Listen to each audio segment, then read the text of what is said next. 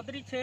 હું વીએનઆર કંપનીમાં પ્રતિનિધિ છું। અત્યારે આપણે વીએનઆર કંપનીનું ડાંગર જોવા માટે આવ્યા છે। સૌપ્રથમ તો આપણે ખેડૂતભાઈની મુલાકાત લઈએ। ખેડૂતભાઈ, તમારું નામ જણાવશો?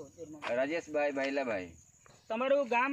તકિયાંબા। તકિયાંબા। રાજેશભાઈ, તમે આ કયું ડાંગર બનાવ્યું છે? ભીમ 115। વીએનઆર કંપનીનું ભીમ 115 ડાંગર બનાવ્યું છે, બરાબર?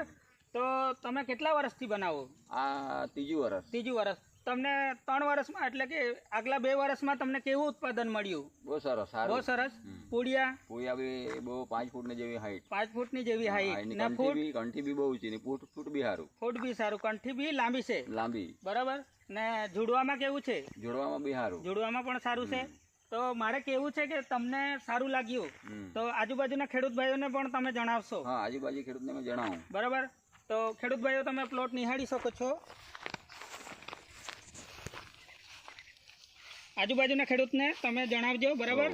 ને સારું ઉત્પાદન મળે આપણા જ એરિયાના ખેડૂતોને તો સારું ને? વીએનઆર કંપનીનું ડાંગર તમને સારું લાગ્યું? સારું લાગ્યું, બરાબર? ને હું આશા રાખું છું કે આવનાર સિઝનમાં આપણે આખા તકિયાંબા ગામમાં લોકો ભીમ 115 બનાવે, બરાબર ને? સારું ઉત્પાદન મેળવે, સારા ઘરમાં પૈસા લાવે, બરાબર?